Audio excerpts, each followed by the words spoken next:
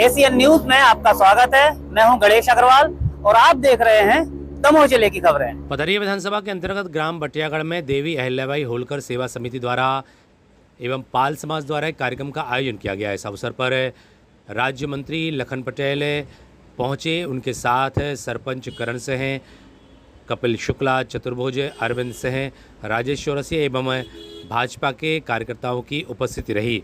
यहां पर आयोजित कार्यक्रम के दौरान जहां मंत्री लखन पटेल का स्वागत किया गया, वहीं उनके द्वारा लोगों को संबोधित किया गया।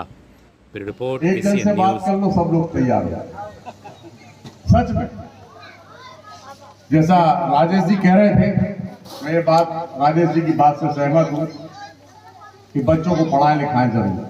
मुझे बहुत खुशी, मैंने देखा उस बिटिया को कि उसका नवोदय में एडमिशन हुआ। बहुत अच्छी बात है। उसको देख करके और बच्चे भी पढ़ने की चेष्टा करेंगे और आप सब को अवसर भी दें बच्चों को। कई बार हमने देखा कि बच्चे, छोटे बच्चे होते, कमरेन द्वारा मत जाओ, चले जाओ, जो बकरियां ले जाओ, चाहे गैया ले जाओ, स्कूल ले जाओ। धीरे धीरे बच्चों का मन वहां से, बच्चे तो वैसे ही भागते हैं पढ़ने से, और अपन और उनको मौका दे देते कि मत पढ़ो, तुम तो चले जाओ। तो इस बात से जरूर ध्यान रखें कि बच्चों को पढ़ने का मौका जरूर दें, क्योंकि वो कोई भी परिवार का कोई भी बच्चा, ये बात दिमाग से निकाल दीजिए कि हम गांव के हैं तो हमारा बच्चा कलेक्टर, एसपी या दूसरा अधिकारी नहीं बन सकता। बिल्कुल बन सकता, उसको मौका भर मिलना चाहिए। आप लोग मौका दें, अवसर दें, तो निश्चित रूप से ये सब काम हो सकता है।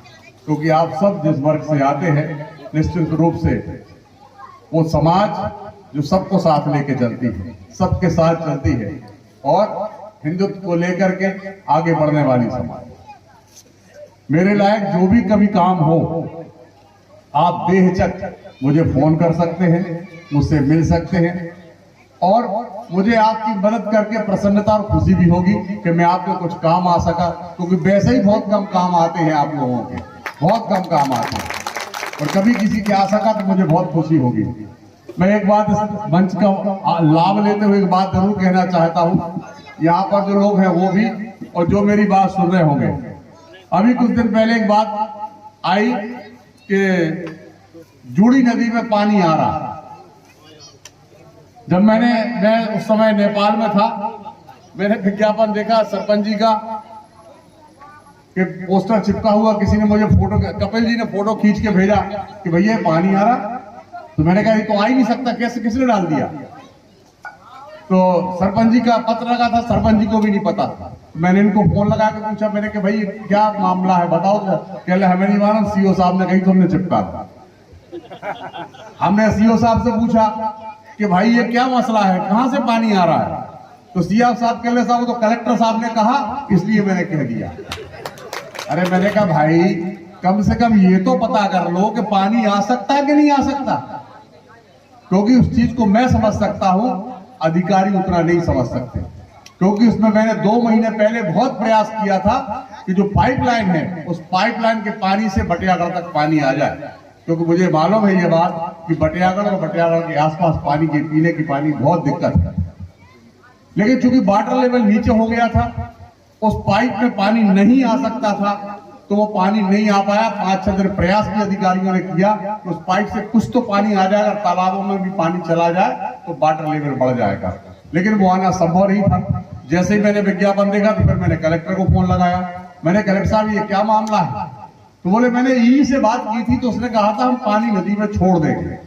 तो मैंने कहा आपने ये नहीं पूछा कौन सी नदी में छोड़ देंगे? नदी में तो पानी छूट जाएगा, लेकिन कौन सी नदी में छोड़ देंगे? तो बोले पता करते हैं। मैंने कहा पता मत करिए आप, मुझे पता है सब। क्योंकि कोपरा नदी, उसका पानी, सुनार का पानी इसमें चूड़ी में आ ही नहीं सकता।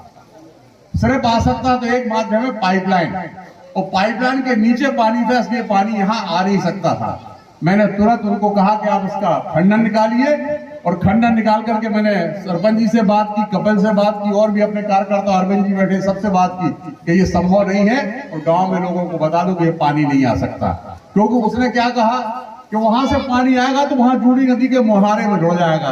तो मैंने जूड़ी नदी के मुहारे में जुड़ने से बटियागढ़ में पानी थोड़ी आ जाएगा। तो कई बार जानकारी ना होने के अभाव में भी ऐसी गलतियां हो जाती है, जिसका दुष्प्रचार भी हुआ। और मुझे लगता अभी भी ये बात चल रही होगी कि ऐसा क्यों किया। तो मैं यही स्पष्टीकरण देना चाहता हूं मंच के माध्यम से कि गलत फहमी में अधिकारियों की जानकारी न होने की वजह से उन्होंने ये पत्र वगैरह चिपका दी और अनाउंसमेंट करा दिया था। हाँ, ये बात जरूर कह सकता हूं आपको कि अगली साल जैसे जूडी का डैम बन जाएगा इस साल, तो आप जब कहोगे जैसा कोपड़ा में सुनार में पानी बह रहा है, ऐसा यहाँ पर भी पानी जब चाहे बहाने का काम हो जाएगा। तो इस साल डैम बंद होगा, डैम भरा जाएगा और 5 माह से छोड़ेगा तो जूडी नदी से जाकर के सुनार में पानी मिल सकेगा। मित्रों, जितना भी काम हो सकता था किया गया है और जो रह गया उसको कराया जाएगा। अब तो मेरे पास कोई कहने का कोई सवाल ही नहीं उठता। विधायक था तो होता कि भैया विधायक नहीं से तो क्या करें, अब तो मंत्री बन गए, अब तो कह नहीं सकते कि कोई नहीं रहूं, अब तो नहीं रह सकता। तो जो काम रह गया उनको भी किया जाएगा। कई बार लोगों को बहुत जल्दी होती है, अभी कुल मिला के 4.5 महीने 5 महीने हुए, लेकिन लोगों को लगता है कि अभी सब हो जाना चाहिए। हर सरकारी कार्य में एक प्रक्रिया है और प्रक्रिया के तहत काम होता है।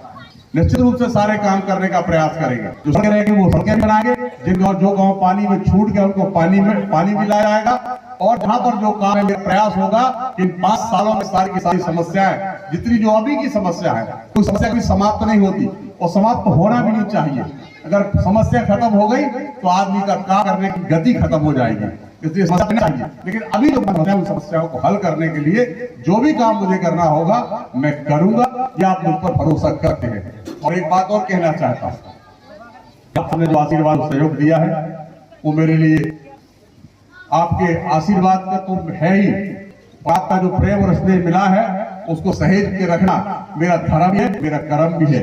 और आप विश्वास रखें, आपके जो आशीर्वाद मिला है वो कभी उसको जाया नहीं करेंगे, उसका पूरा उपयोग आप सबके विकास और आप सबके उसमें करेंगे, ये तो आप भरोसा कर सकते हैं।